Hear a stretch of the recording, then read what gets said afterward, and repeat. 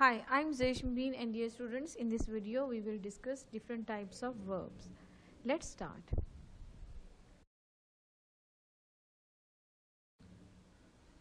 A verb is a word that indicates a physical action. Physical action का मतलब जो हम action करते हैं, जैसे driving, eating, reading, running. These are physical actions. A mental action, thinking, meditation. ये सब क्या है, हमारा एक थिंकिंग प्रोसेस इसमें इन्वॉल्व होता है, तो ये हमारी क्या है, मेंटल एक्शन. और state of being means exit, sleeping. So every sentence contains a verb. Verbs are almost always used along with a noun or pronoun to describe what the noun or pronoun is doing.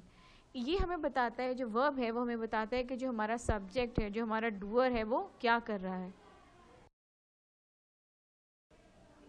There are two main forms of or types of verb, regular verb and irregular verb. Let's talk about regular verbs.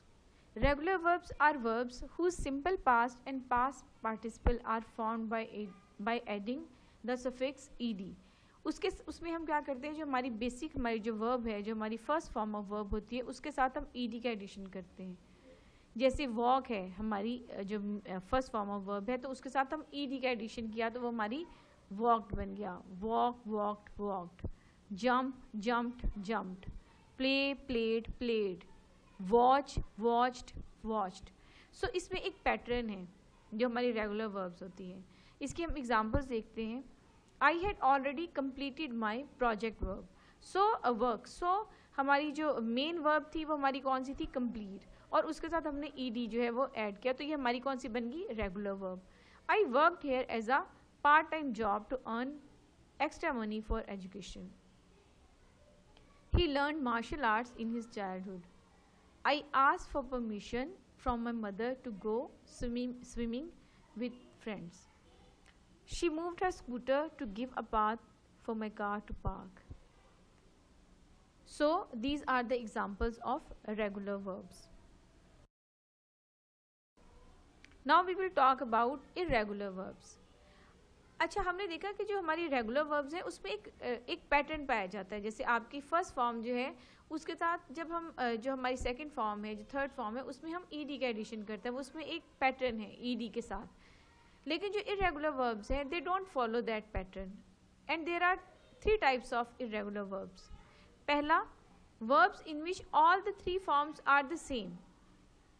इसमें आप देखिए वो ed वाले फार्मूले से जो हटके है, जो उस पैटर्न से हटके है, वो हमारी इरेगुलर वर्ब है. जैसे cut, cut, cut.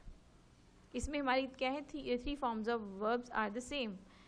Secondly, verb in which 2 of the 3 forms are the same. जैसे कीप, केप्ट, केप्ट. ओके, इसमें भी हमारा ed जो वाला जो है पैटर्न वो फॉलो नहीं हुआ, इसलिए हमारा ये इरेगुलर वर्ब है.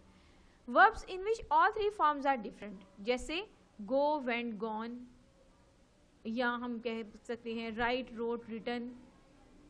तो ये हमारी 3 forms are totally different from one another.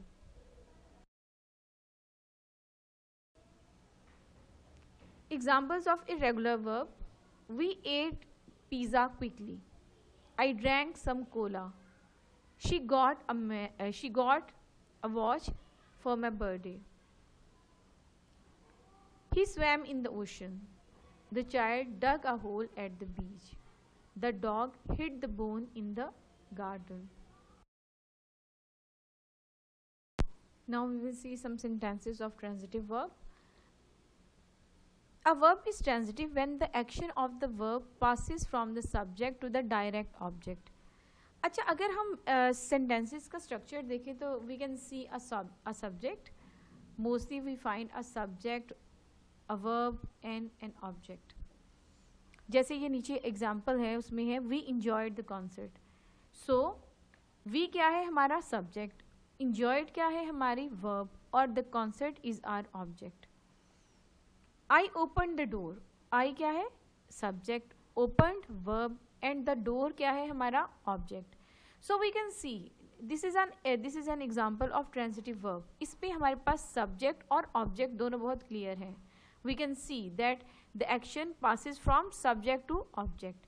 इस ट्रांजिटिव वर्ब में हमेशा हमारे पास एक ऑब्जेक्ट होता है.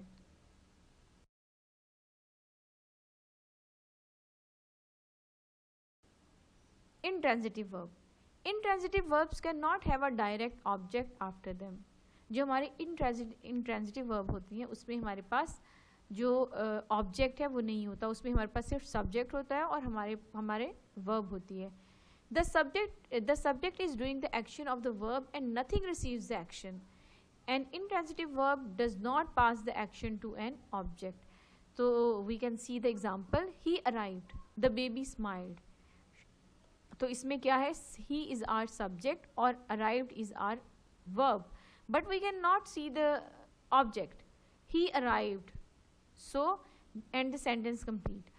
अच्छा, इसमें हमारे पास subject है और verb है. So this is an example of intransitive verb. The baby smiled. The baby is our subject. Smiled is our verb. She sneezed. She sneezed. She is our subject. Sneezed is our verb and loudly is our adverb, but object is missing. There is no object in the sentence. So this is a very good example of intransitive verb. Your baby cries a lot. This is also an example of intransitive verb. Finite verb. A finite verb has a subject and shows tense. अच्छा, एक और जो type of verb है वो है finite verb. उसमें हमारे पास क्या है, ऐसे सेंटेंसेस में सब्जेक्ट होता है हमारे पास और बहुत क्लियरली हमें टेंस जो है वो इंडिकेट हो रहा होता है.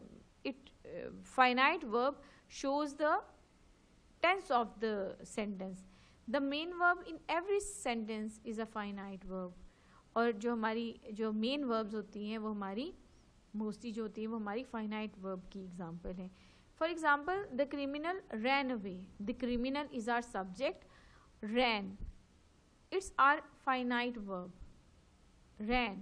And it shows that it is past tense. Okay.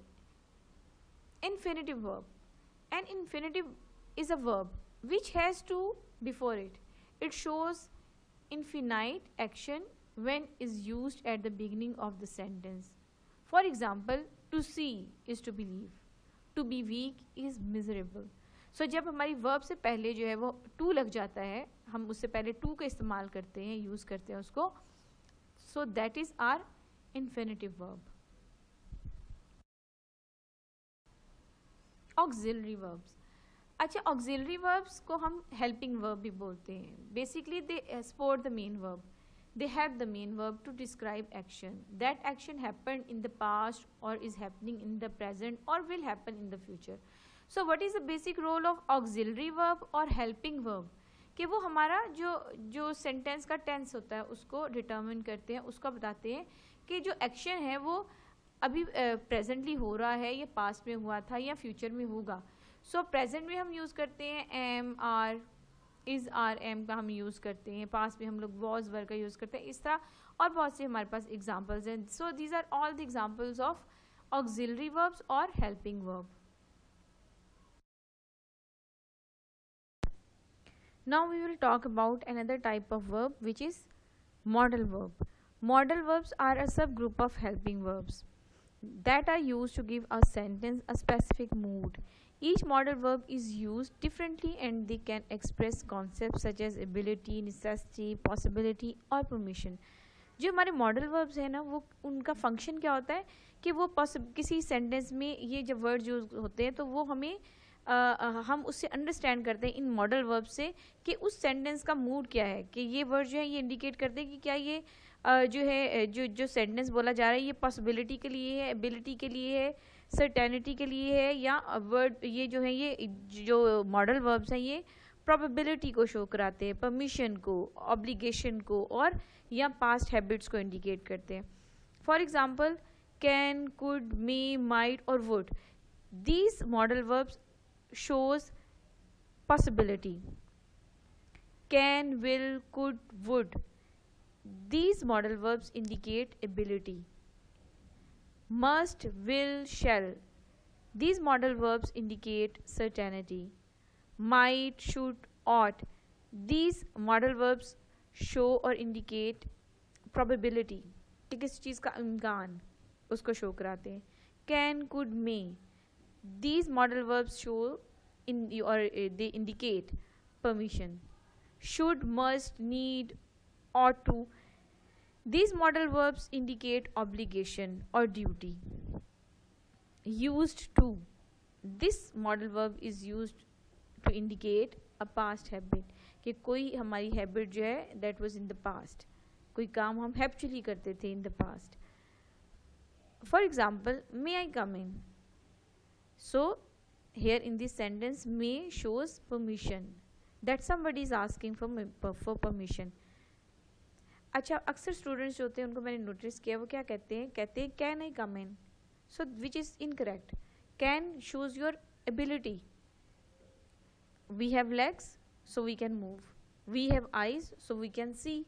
We have the ability to see. We have ability to run. We have ability to walk. लेकिन अगर क्लास में टीचर है और एक स्टूडेंट जो है वो कह रहा है टीचर से अंदर आने के लिए इजाज़त चाहता है, तो उसको यूज़ करना चाहिए मे आई कम इन. कैन आई कम इन जो है वो that would be incorrect. May I come in because may shows your shows that you are asking for permission. I can swim. So here in this sentence, can shows ability, that somebody can swim.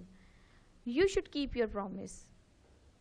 This sentence, this modal verb should indicates duty or obligation.